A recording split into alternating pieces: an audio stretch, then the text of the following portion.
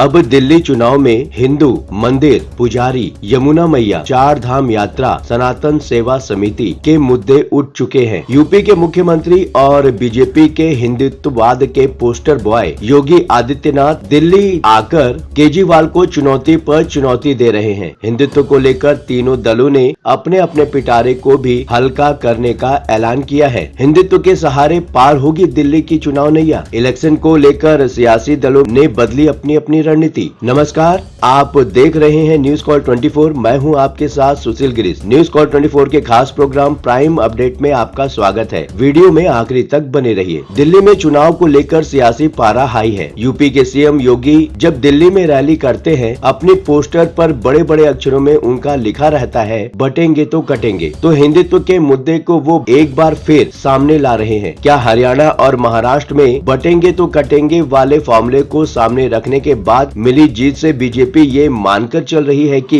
CM योगी का ये नारा चलेगा? वहीं पीएम मोदी ने नारा दिया था, एक है तो सेफ है। तो क्या एक बार फिर बीजेपी हिंदुत्व के भरोसे है? वहीं आम आदमी पार्टी की बात करें तो वो भी पीछे नहीं है। अक्सर हर मंच पर हनुमान चालीसा का पाठ करने वाले अरविंद केजरीवाल ने ऐलान किया है कि वो पुजारियों और ग्रंथियों को 18,000 रुपए हर महीने देंगे। ऐसे में सवाल ये है कि क्या हिंदू वोटों को अपनी तरफ करने की कोशिश इस बार रंग लाएगी? दरअसल दिल्ली के चुनावी दंगल में उत्तर प्रदेश के सीएम योगी आदित्यनाथ के बटेंगे तो कटेंगे वाले नारे ने एक नया एंगल दे दिया है। जय श्री राम की गूंज से बीजेपी के चुनावी प्रचार को शक्तिवर्धक टॉनिक मिला है। तो आम आदमी पार्टी को अपने पुरातन चुनावी रणनीति में बदलाव की चुनौती। 5 फरवरी को देर शाम तक दिल्ली का सियासी फैसला ईवीएम में कैद हो जाने वाला है, लेकिन उस फैसले को अपने हक में करने के लिए तीनों बड़ी पार्टियां बीजेपी, आम आदमी पार्टी और कांग्रेस अब हिंदुत्व के सहारे नतीजों की वैतरणी को पार करने में जोर लगा रही हैं। अब दिल्ली चुनाव में हिंदू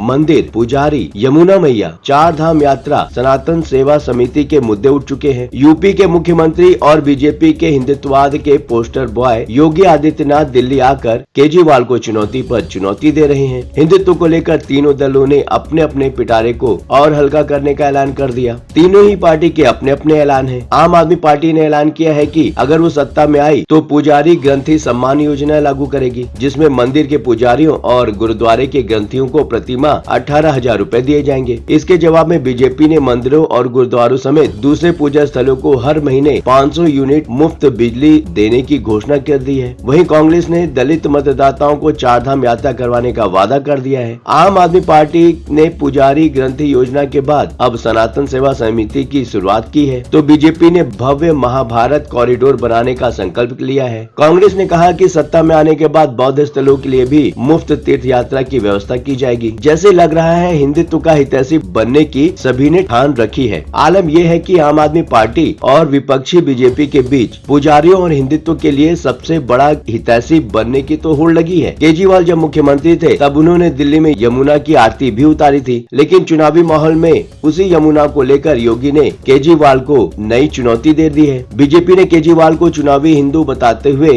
पोस्टर भी जारी कर दिया है। अब यूपी के मुख्यमंत्री योगी आदित्यनाथ भी दिल्ली में आकर एक है तो सेफ है वाले अपने मजबूत नारे से वोटों पर सटीक निशाना लगाने की कोशिश कर रहे हैं। हालांकि अब की बार दिल्ली में भी हाथ आजमा रहे ओवैसी ने धर्म को लेकर दोनों दलों पर धावा बोला है। इस बार का दिल्ली चुनाव कई मायनों में बेहद खास रहने वाला है। मुफ्त की योजनाओं की बाढ़ है, लेकिन साथ ही हिंदुत्व के सबसे बड़े पुरोधा साबित करने की होड़ भी है। हरियाणा, महाराष्ट्र और झारखंड 3 राज्यों के चुनाव में जब योगी आदित्यनाथ प्रचार करने पहुंचे तो नारा चर्चा में आया, बटेंगे तो कटेंगे। इस नारे का मकसद था हिंदू बहुसंख्यक वोट को बीजेपी के पास एकजुट करना। इसके बाद दिल्ली में जब सीएम योगी 23 जनवरी 2025 को प्रचार करने पहुंचे तो नारा तो पहले दिन ही नहीं दोहराया गया, लेकिन अवैध बांग्लादेशी से लेकर दिल्ली दंगों के उन दाग का मुद्दा उठाया जिनसे हिंदुत्व के दिल्ली टेस्ट में मुकाबला कांटे का होने लगा। इस विषय पर आपकी क्या राय है? वर्तमान परिस्थितियाँ जिस तरह से बन रही हैं, वह क्या इशारा कर रही हैं? अगर आप कुछ कहना चाहते हैं, कमेंट सेक्शन खुला है, आप खुलकर अपने विचार हमसे साझा कर सकते हैं। चलते चलते ये बात भी बताना जरूरी है कि न्यूज कॉल 24 अपने दर्शकों की राय और सूचनाओं के लिए हमेशा खुला है। यदि आपके पास कोई सूचनाएं, महत्वपूर्ण घटना, दुर्घटना, भ्रष्टाचार, प्रेरक प्रसंग, वृत्तांत, सामाजिक मुद्दा या अन्य कोई भी मामला हो जो आपके सामने आए तो कृपया उसे हमारे साथ साझा करें। हम आपकी गोपनीयता की पूर्ण सुरक्षा का आश्वासन देते हैं। आपके योगदान से हम बेहतर और सारगर भी समाचार प्रदान करने में सफल होंगे। ये प्लेटफॉर्म है जनता का, यानी आपका, आपकी आवाज को बुलंद करने का। अब आपकी बात नहीं रहेगी अनसुनी। आपके विचार, आपके सुझाव हमारे लिए मायने रखते हैं। अभी तक आपने इस चैनल को सब्सक्राइब नहीं किया है तो देर किस बात की, चैनल को भी सब्सक्राइब करें। आपका चैनल को सब्सक्राइब करना, वीडियो को लाइक करके कमेंट करना हमारे प्रयासों को प्रोत्साहन देता है। आज के लिए बस इतना ही। लगातार खबरों के लिए बने रहिए न्यूज़ कॉल 24 के साथ।